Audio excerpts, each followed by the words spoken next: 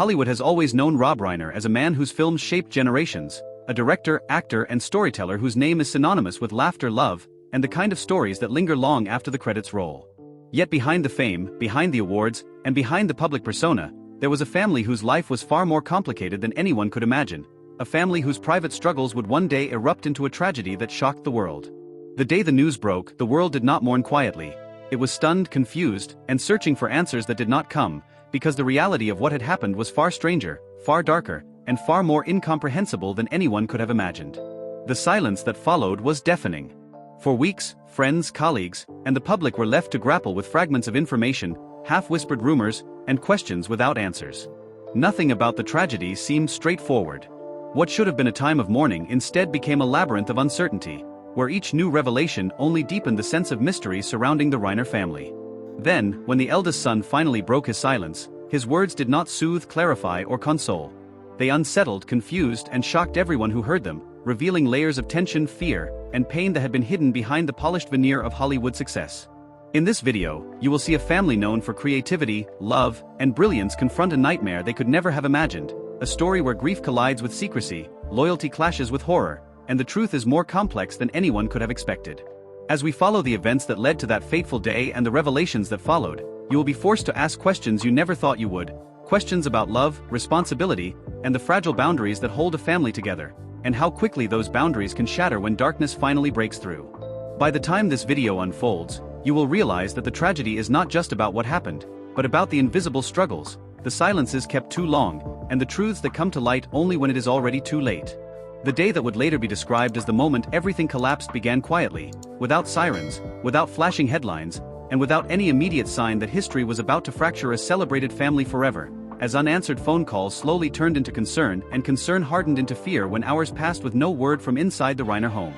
What followed was not a dramatic discovery witnessed by crowds or cameras, but a deeply private moment that would haunt the family indefinitely, as a loved one entered the house expecting reassurance and instead encountered a stillness that felt unnatural, heavy, and final, the kind of silence that instantly tells you something is terribly wrong before the mind can even catch up.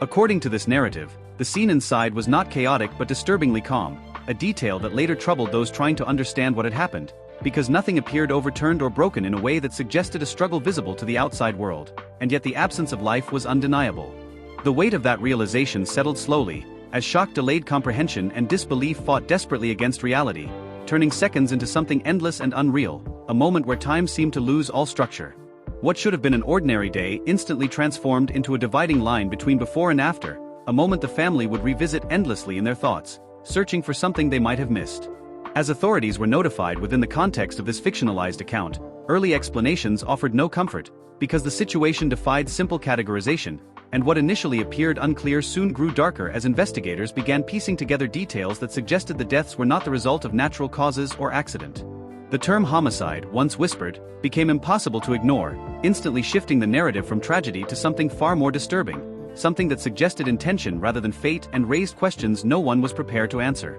The shock was not only that Rob Reiner and his wife were gone, but that their deaths carried an implication that shattered every assumption about safety, stability, and family.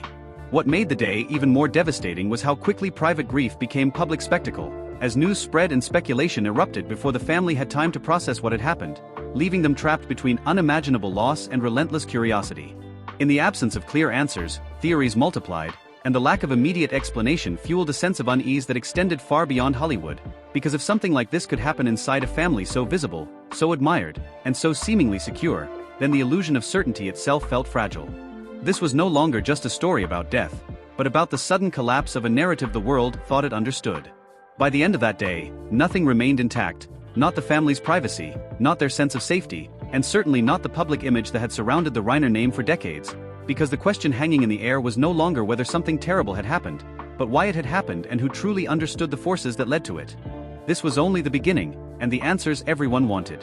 were buried beneath layers of silence, fear, and a history that had never been meant to surface. The shock that followed the discovery did not fade with time but instead deepened when investigators began looking inward, shifting their attention away from unknown outsiders and toward the family itself, a direction that felt unthinkable to those who had long viewed the Reiner household as a place of intellect, compassion, and moral clarity. As details slowly emerged, the idea that the truth might lie closer to home sent a wave of disbelief through both the family and the public, because nothing in Rob Reiner's public life suggested a man surrounded by danger, let alone one threatened from within his own walls. When news of an arrest finally broke, it landed with a force that few Hollywood scandals had ever matched, as the name released by authorities was not that of a stranger, a disgruntled employee, or an unknown intruder, but someone bound by blood, history, and shared memories. The revelation shattered whatever sense of distance viewers had maintained, instantly transforming the tragedy from an external mystery into an intensely personal nightmare, one that forced the public to confront the uncomfortable reality that violence does not always come from outside forces but can grow silently within families over years.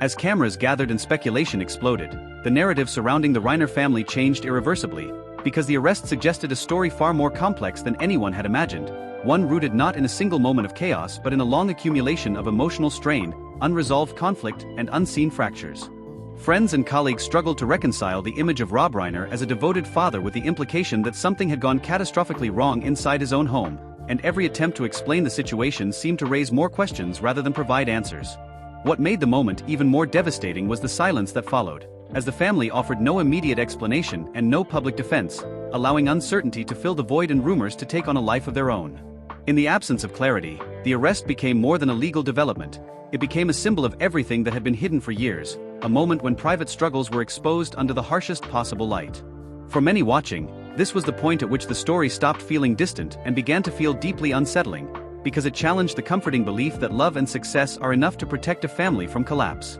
By the end of that day, the focus was no longer solely on how Rob Reiner and his wife had died, but on what had been happening long before that final moment, what pressures had built beneath the surface, and how a family known for creativity and compassion had reached a point that now seemed impossible to comprehend. The arrest did not bring resolution. It opened a door into a far darker chapter, one that would force everyone involved to confront truths they may never have been ready to face. Long before the tragedy reached its breaking point, there had been signs that something inside the family was slowly unraveling, signs that were easy to minimize at the time but impossible to ignore in hindsight, because one son carried a weight that never seemed to lift no matter how many opportunities, resources, or second chances were placed in front of him. Those close to the family later described a long pattern of instability marked by cycles of hope and collapse, moments when things appeared to improve followed by sudden disappearances, emotional volatility, and behavior that left loved ones worried but unsure of how to intervene without making things worse. Within the walls of a famous household that valued intellect and expression, this struggle remained largely invisible to the outside world, shielded by privacy and the belief that love alone could eventually heal what was broken. There were years when the family believed they were finally turning a corner, when treatment programs, creative projects, and renewed focus seemed to offer a path forward, and during those moments Rob Reiner was said to be deeply involved, refusing to give up on the idea that understanding, patience, and creativity could reach places discipline never could. Yet beneath those efforts, the tension never fully disappeared, and those closest to the situation sensed that something fundamental remained unresolved, a storm that never quite passed but only waited quietly. What made it more painful was that this struggle unfolded within a family that the public associated with progress, empathy, and emotional intelligence, creating a stark contrast between the image the world admired and the reality they lived every day. Over time, the emotional distance grew, not because of a lack of care, but because fear began to replace certainty, as moments of unpredictability made even routine interactions feel fragile. Family members learned to measure their words carefully, to anticipate shifts in mood, and to live with a constant hope that the next calm period would last longer than the last. In retrospect, many would later wonder whether the signs had been clearer than they were willing to admit, or whether denial had quietly taken root as a survival mechanism, allowing the family to function while postponing a reckoning they never imagined would arrive so violently. The final hours before the tragedy were not marked by isolation or secrecy, but by social normalcy, a gathering that should have blended into the countless other events that fill the calendars of people connected to Hollywood, yet would later be revisited again and again as those who were present tried to recall what they had seen, what they had felt, and what they might have missed. According to those accounts, there was tension in the air that night, subtle enough to escape casual notice but strong enough to unsettle those who knew the family well, as strained exchanges and guarded body language hinted at unresolved conflict simmering beneath polite conversation. Witnesses later recalled moments that seemed insignificant at the time but haunting in retrospect, brief arguments quickly shut down, expressions that lingered too long, and a sense that something was being held back rather than resolved. No one present imagined that these moments would become part of a tragic timeline, yet after the deaths, every interaction was re-examined as if meaning might suddenly emerge from memory alone. What stood out most was not a single explosive confrontation, but the quiet discomfort, the feeling that a long-standing tension had reached a point where it could no longer be contained by courtesy or public setting. As the night came to an end, the family left separately, carrying with them emotions that remained unspoken and unresolved, and in the hours that followed, no one could have predicted how quickly ordinary life would give way to devastation. In hindsight, that evening came to represent the final warning, a moment when conflict was visible enough to be felt but not loud enough to demand immediate action, a fragile pause before everything collapsed. For those trying to understand what happened next, the memory of that night remains one of the most painful questions of all, because it sits at the intersection of what was seen, what was sensed, and what can never be changed. As investigators moved in, the house that had once been a private refuge was transformed into a place of measured footsteps, quiet conversations, and methodical observation, where every object seemed to carry a potential meaning and every absence felt just as significant as what remained. The process unfolded slowly, not because of hesitation, but because of the gravity of what was at stake, as authorities worked to reconstruct a timeline from fragments of routine, fragments of emotion, and fragments of a family history that suddenly felt crucial. Interviews began almost immediately, not only with neighbors and staff but with friends who had seen the family recently, each conversation revealing small details that felt inconsequential on their own but unsettling when placed together. What complicated the investigation was the absence of a single, clear narrative, because there was no obvious break-in, no external threat that neatly explained the violence, and no simple motive that could be immediately identified. Instead, investigators were forced to consider layers of context, including long-standing emotional strain, personal struggles, and the possibility that the roots of the tragedy extended far beyond the final hours. As forensic work progressed, speculation outside the investigation grew louder, fueled by the public's need for clarity and the media's hunger for explanation, creating a parallel narrative that often blurred fact and assumption into something far more chaotic. Mental health quickly became a central focus of public discussion, not as a definitive answer but as a lens through which many tried to make sense of what felt otherwise incomprehensible, and with each passing day, the absence of official clarity only intensified the sense that the truth was both close and impossibly distant. For the family, the investigation was not just a search for answers but a painful dissection of their private lives, as memories were scrutinized, past conflicts revisited, and moments once considered ordinary were now weighed for hidden meaning.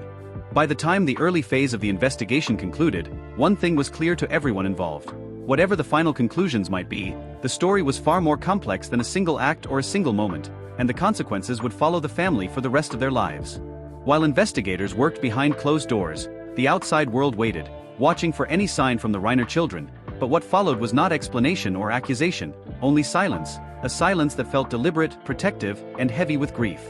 In a brief statement released through representatives, the siblings acknowledged the loss, expressed their devastation, and asked for privacy, offering no details and no commentary on the circumstances, a restraint that stood in stark contrast to the noise surrounding them. To some, the silence felt dignified, a refusal to turn personal tragedy into spectacle, while to others it felt unsettling, as if crucial pieces of the story were being deliberately withheld. As days turned into weeks, that silence became a canvas onto which the public projected its own fears and theories, and the absence of information only intensified curiosity rather than calming it. Media outlets dissected every past interview, every public appearance, and every family photograph, searching for signs that now seemed prophetic, while commentators debated what the silence meant and whether it suggested shock, denial, or something far more complicated. The pressure mounted steadily, not just from journalists but from a public conditioned to expect access, explanations, and closure, even when none could reasonably be given. For Jake Reiner, the eldest, this period became a quiet battle between grief and responsibility, as he faced the impossible choice of protecting his family's privacy while knowing that the unanswered questions were beginning to define the narrative in ways he could not control. Those close to him later described a man torn between loyalty and truth, struggling with whether speaking would ease the pain or deepen it, and whether silence was an act of strength or simply another form of avoidance. As speculation reached its peak, one reality became unavoidable. The silence could not last forever, and when it finally broke, it would not just add to the story but fundamentally change how the tragedy was understood. When Jake Reiner finally agreed to speak, it was not through a dramatic press conference or a carefully staged appearance, but in a setting chosen for restraint and control, a place where he could speak without interruption and without spectacle, because what he carried was not a revelation meant to shock for attention but a burden that had become too heavy to hold alone. His voice was steady but strained, and from the beginning it was clear that this was not an attempt to rewrite the past or assign simple blame, but an effort to explain the emotional reality of a family that had spent years trying to survive something they never fully understood. He spoke first about his brother, not with anger, but with a complicated mixture of love, exhaustion, and sorrow, describing a relationship shaped by cycles of closeness and distance, hope and fear, that stretched back to childhood. He recalled moments when they were inseparable, when creativity and humor bonded them, and moments when that bond fractured under pressures neither of them knew how to articulate. Jake described years spent watching the family try to help, trying everything they believed in: conversation, support, patience, professional care, while quietly fearing that none of it was enough, that something deeper was slipping further out of reach with time. As he spoke, it became clear that guilt played a central role in his grief, not the kind born from a single decision, but the slow, corrosive guilt that accumulates when love collides with helplessness. He admitted to moments when fear replaced closeness, when emotional self-protection felt necessary just to keep moving forward, and how those choices now echoed painfully in his memory. What struck listeners most was not any specific accusation, but the way Jake described living with constant uncertainty, loving someone while never knowing which version of them would appear, and how that uncertainty quietly reshaped the entire family dynamic over years. When he turned to the night before everything changed, his tone shifted, growing quieter, heavier, as he described an ordinary evening layered with unspoken tension, an atmosphere that felt strained without being explosive. He recalled sensing that something was wrong but convincing himself, as so many had before, that it would pass, that tomorrow would offer another chance to talk, another opportunity to repair what felt fragile. In hindsight, that night became a symbol of everything the family struggled with, the belief that time would always allow for one more conversation, one more attempt, one more hope for resolution. What shocked people was not a hidden confession or a dramatic accusation, but Jake's refusal to simplify what had happened, his insistence that the story could not be reduced to villains and victims without erasing the human reality underneath. He spoke openly about his father's unwavering hope, describing Rob Reiner as a man who believed deeply in redemption, understanding, and the power of compassion, even when those beliefs were tested beyond reason. According to Jake, his father never stopped believing that healing was possible, that patience and love could eventually reach even the darkest places, and that belief shaped every decision he made as a parent. The moment Jake described learning the full truth was not portrayed as a single shock, but as a gradual collapse, a realization that unfolded in fragments as facts replaced uncertainty, and hope gave way to an unbearable clarity. He spoke of the conflict between love and horror, of trying to reconcile the person he knew with the reality he now had to face, and how that reconciliation might never be complete. What resonated most was his honesty about contradiction, his admission that grief does not arrive neatly, that it can hold compassion and devastation at the same time without resolving either. Rather than offering closure, Jake's words left listeners unsettled in a different way, forcing them to confront uncomfortable questions about mental illness, family responsibility, and the limits of love. He challenged the idea that understanding someone's struggle means excusing its consequences, while also rejecting the notion that tragedy can be explained away by a single label or diagnosis. In doing so, he reframed the story not as a mystery to be solved, but as a cautionary reflection on how easily suffering can remain hidden, even in families built on empathy and communication. By the end of his statement, what lingered was not outrage but a profound discomfort, the realization that there are situations where everyone involved is losing something at the same time, and no version of the truth feels complete or satisfying. The shock, ultimately, was not in what Jake revealed, but in what his words exposed about the fragile boundary between care and collapse, and how quickly that boundary can disappear when struggle goes unrecognized for too long. This was not the end of the story, but the moment it shifted, from speculation and silence to a deeper, more unsettling understanding that some wounds leave no clean answers behind. After the world learned of the tragedy, tributes poured in from colleagues, friends, and fans alike, each expressing disbelief and sorrow at the sudden loss of two people who had been admired not only for their creative contributions but for the warmth, humor, and humanity they brought into every room.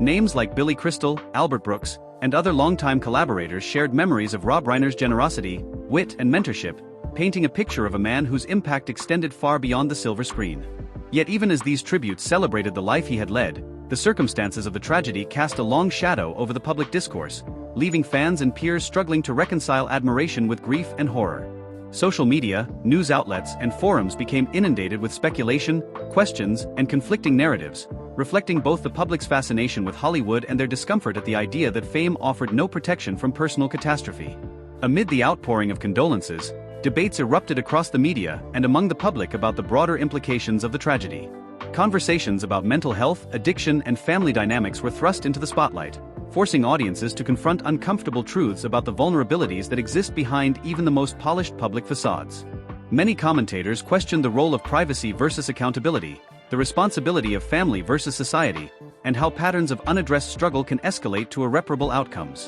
The tragedy became more than a story of personal loss. It became a lens through which Hollywood and the world examined the human cost of fame, expectation, and unspoken suffering. If you found this story compelling and want to follow more deep, emotional, and shocking video that explore the untold truths behind the lives of Hollywood's most iconic families, make sure to like this video, subscribe to our channel, and hit the notification bell so you never miss an episode. Your support helps us continue uncovering stories that are powerful, emotional, and thought-provoking. Every like, share, and subscription allows us to bring you closer to the untold realities behind fame, fortune, and family. Don't forget to comment below with your thoughts. What part of Jake Reiner's story shocked you the most? And join the conversation with fans who are exploring the complexities of Hollywood's hidden lives alongside you.